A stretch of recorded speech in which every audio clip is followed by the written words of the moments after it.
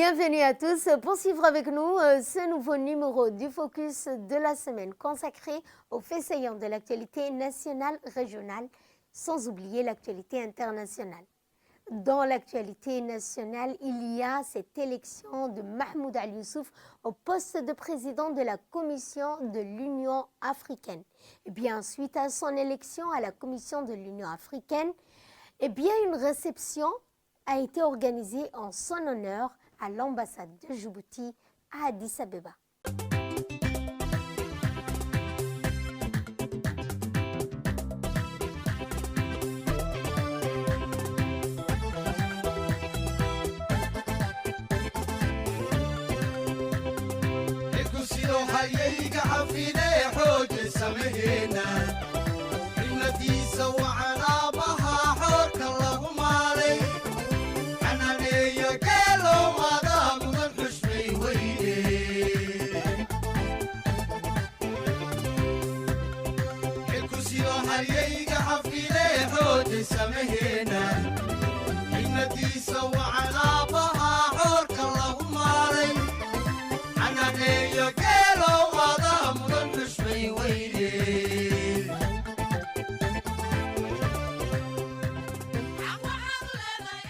La 38e Assemblée ordinaire de l'Union africaine s'est ouverte à Addis Abeba en Éthiopie. Réunissant les chefs d'État du continent pour aborder les principaux défis régionaux et continentaux tels que la paix, la sécurité, l'intégration économique, les réformes institutionnelles. Ce sommet qui a duré 2 jours avait pour thème cette année justice pour les Africains et les personnes d'ascendance africaine grâce aux réparations. Cette initiative vise à obtenir des compensations financières, des reconnaissances officielles, des injustices passées, des réformes politiques de la part des anciennes puissances coloniales. Cette rencontre annuelle des dirigeants africains a permis aux chefs d'État de discuter de la situation de la paix, de la sécurité de la zone de libre-échange continentale africaine, ainsi que des réformes institutionnelles au sein de l'organisation. Entre autres questions stratégiques, l'élection du 6e président et du vice-président de l'Union africaine a également été prévue. Un jour historique qui s'inscrit dans l'histoire de Djibouti, mais aussi pour toute l'Afrique. C'est ainsi que le ministre des Affaires étrangères de la coopération internationale, M. Mahmoud Ali Youssouf, est élu avec une vote de 33 voix contre 26 voix pour son adversaire Raila Odinga. Ainsi, le ministre devient le 6e président de la Commission de l'Union africaine. Il a succédé au Tchadien Moussa Faki Mahamadé. M. Mahmoud Ali Youssouf a su démontrer tout au cours de sa campagne, son expérience et ses ambitions. Il a su aborder son programme pour l'Afrique avec détermination. Il a surclassé ses adversaires avec une vision claire des solutions politiques et diplomatiques efficaces aux défis actuels tels que la paix et la sécurité, l'intégration économique, la jeunesse, promotion de la femme. Grâce à son éloquence et un discours structuré et en adéquation avec son agenda comme ma vision, M. Mahmoud Ali Youssouf a conquis les dirigeants des pays africains. Sa réflexion profonde et une maîtrise de grands dossiers lui a permis de traiter les questions complexes et a été décisive pour le ministre des Affaires étrangères, M. Mahmoud Ali Youssouf, de devenir le premier Djiboutien à accéder le plus haut rang de l'institution.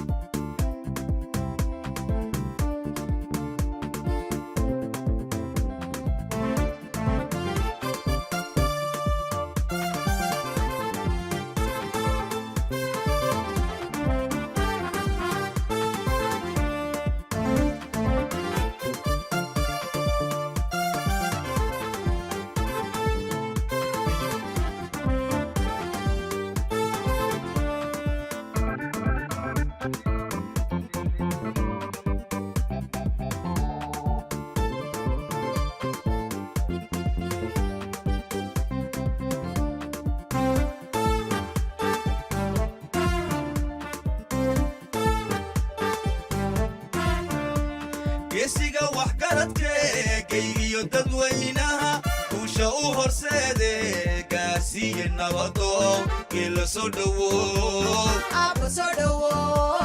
geela soo dhowow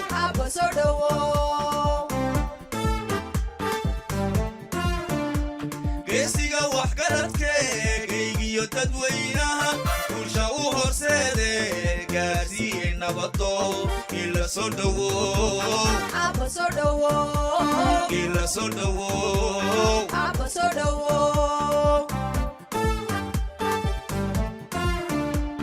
Garyaqaan dalkiisiyo dadkiisaba gargaaro dariska u gurmanayo gaashaankii nabado ila soo dhawow Abba soo dhawow ila soo dhawow Abba soo dhawow Garyaqaan dalkiisiyo dadkiisaba gargaaro dariska u gurmanayo gaashaankii nabado ila soo dhawow Abba soo dhawow ila soo dhawow Abba soo dhawow geeskii ammaanka garabkaaga joogo duca aan gudhay baan guudkaaga saarnaye ila soo dhawow Abba soo dhawow Toujours en ce qui concerne Mahmoud Al Youssouf, à sa descente d'avion à Djibouti, eh bien Mahmoud Al Youssouf a été accueilli en héros. Un accueil triomphal lui a été réservé tout d'abord à sa descente d'avion à l'aéroport international de Djibouti, ensuite au Palais du Peuple.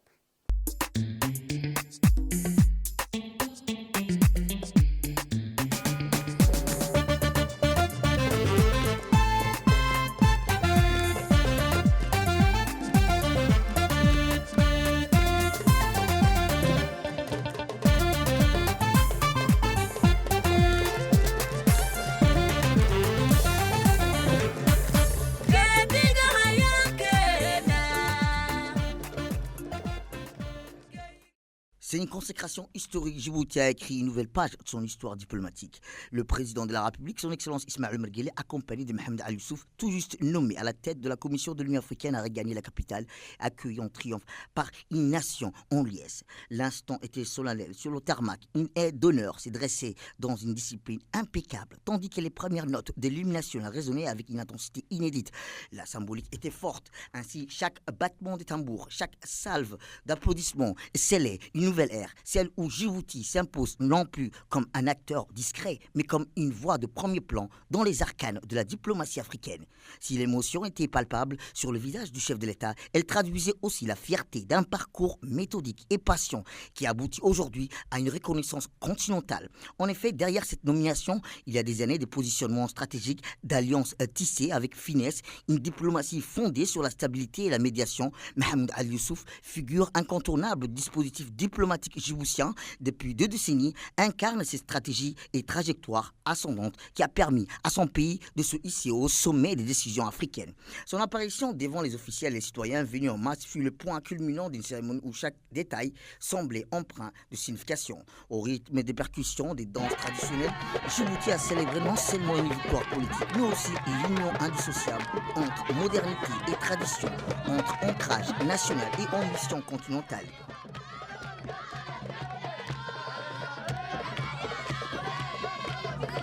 kuwadageeyey ningayaa ku guulaystay geesi maxamuud cali yuusuf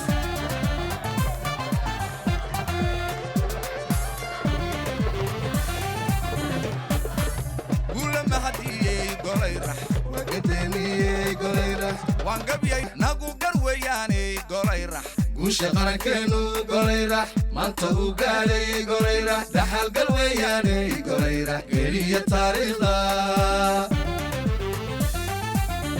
Puis, dans un mouvement qui traduisait toute la sonalité du moment, le cortège officiel s'ébranla en direction du Palais du Peuple. Là, une marée humaine s'était amassée, venue rendre hommage à un parcours dépassé. L'individu, pour incarner l'esprit d'une nation, c'est que Djibouti célèbre aujourd'hui, c'est sa capacité de s'imposer comme un acteur de dialogue, un médiateur respecté dans une Afrique en pleine recomposition. L'accession de Mohamed Ali Youssouf à la tête de la Commission de l'Union africaine n'est pas une finalité, mais un point de départ. Puis le cortège a pris la route vers le palais du peuple, au-delà des murs de l'aéroport international d'Ambouli. Une scène émouvante s'étendait le long de la route principale. Des milliers de Djiboutiens de tout âge, de toutes les régions du pays s'étendaient et s'étaient mobilisés pour rendre hommage à ces moments qui dépassent. Après un triomphe et un cortège triomphal à travers les rues de la capitale, où des milliers de Djiboutiens avaient convergé pour célébrer cet instant historique.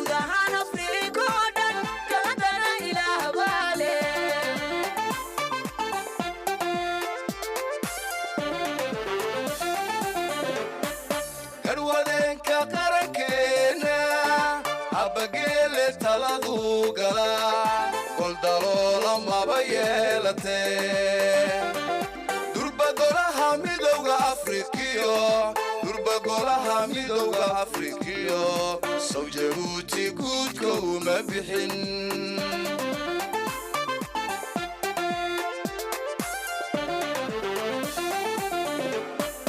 garwadeenka qarankeena abbageele taladu gala goldaloola maba yeelatee durba golaha midowga afrikiyo golaha midowga afrikiyo sow jabuuti guudka uma bixin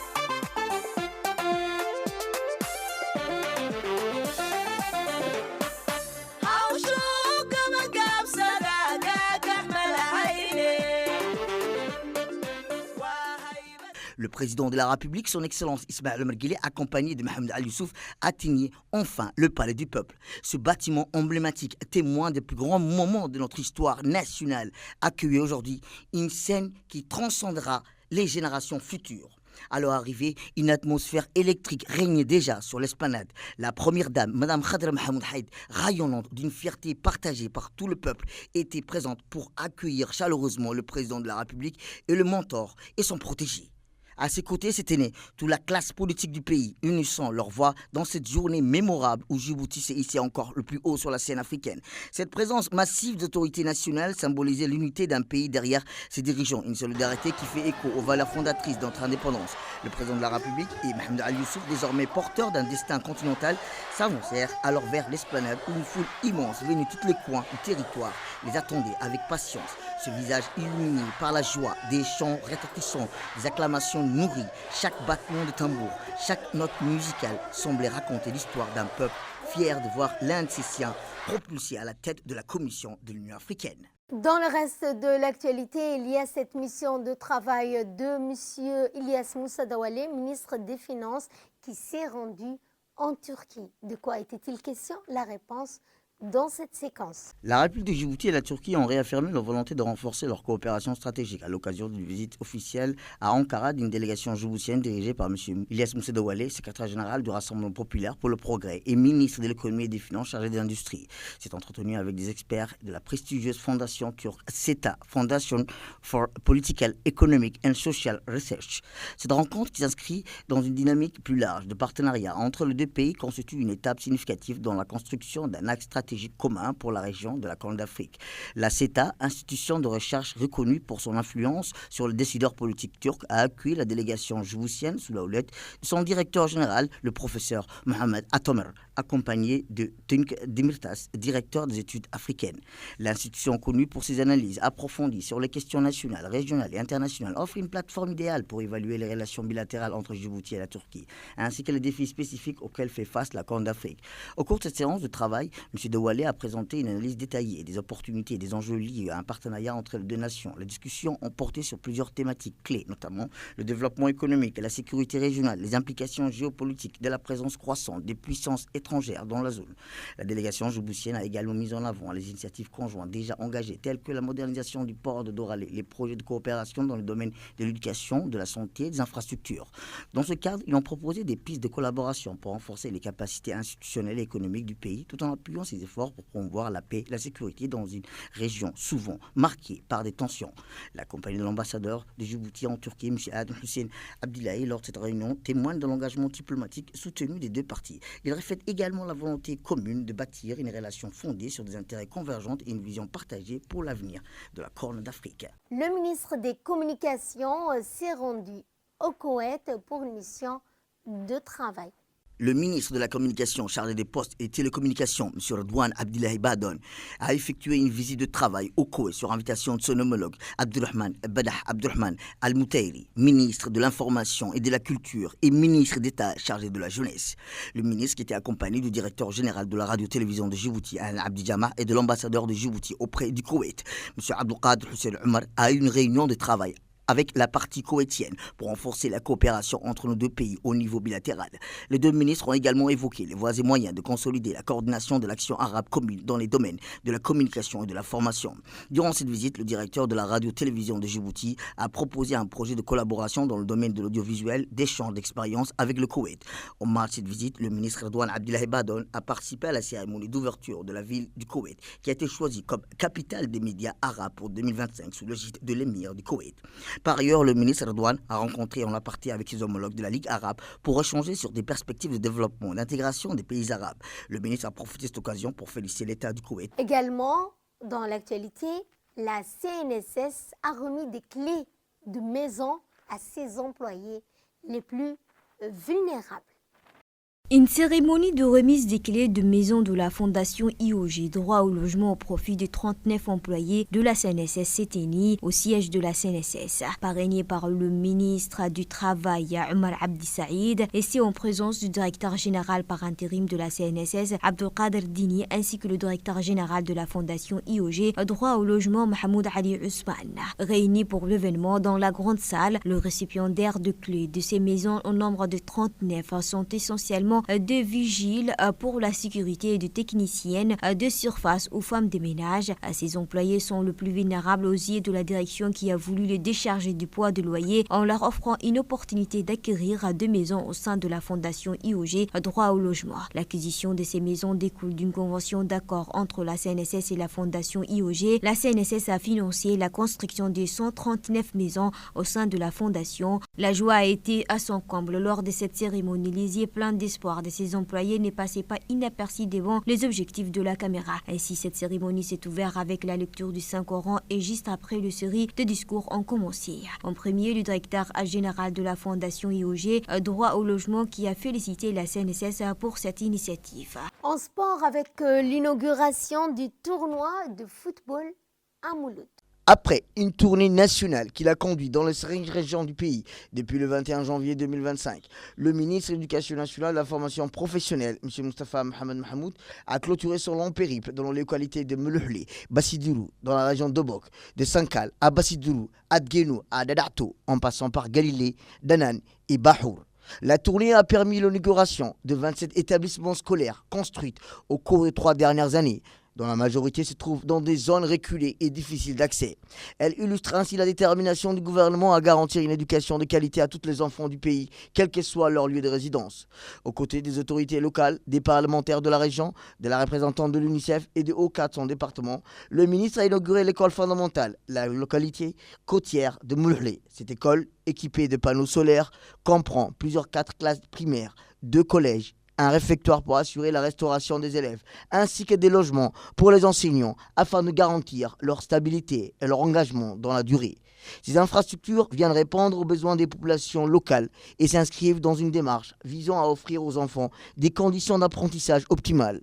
Les représentants de la population ont remercié chaleureusement le ministre de l'Éducation pour les efforts déployés. Ils lui ont demandé de compléter la structure éducative par un dortoir pour les élèves venant des campements avoisinants. Dans l'actualité régionale et internationale, cette fois à Gaza, des négociations vers un accord de paix durable. La suite dans ce commentaire avec Samantha Saïd. Selon une source proche des négociations, le médiateur espère entamer la semaine prochaine à Doha le pourparler sur la deuxième phase de l'accord. Celle-ci vise à libérer tous les otages et mettre fin à la guerre avant une phase finale dédiée à la reconstruction de Gaza. Un immense chantier estimé par l'ONU à plus de 53 milliards de dollars. Sur le sort à plus long terme de Gaza, un sommet des 5 pays arabes est prévu le 20 février à Riyad pour discuter du plan du président américain Donald Trump qui prévoit une prise de contrôle de Gaza par les États-Unis et le déplacement de sa population vers l'Égypte et la Jordanie. Des combattants palestiniens ont libéré 3 otages israéliens dans la bande de Gaza en échange des 369 prisonniers palestiniens détenus par Israël. Cette libération marque le 6e échange depuis le début de la trêve. D'après une source proche des négociations, le médiateur ont assuré au Hamas qu'Israël autoriserait l'entrée des caravanes et des équipements lourds une fois le processus d'échange des prisonniers achevé. Selon le terme de l'accord qui prévoit une augmentation de l'aide humanitaire. La première phase de la trêve qui doit s'achever le 1er mars a déjà permis la libération de 19 otages israéliens et 1134 Palestiniens. L'offensive israélienne à Gaza qui a provoqué un désastre humanitaire a tué au moins 48 264 Palestiniens, principalement des civils. Et pour clore ce focus, la Jordanie et l'Égypte rejettent tout déplacement des Palestiniens de leur terre. La réponse. Donc, pour plus de précision, nous allons suivre ce commentaire de Samantha Saïd.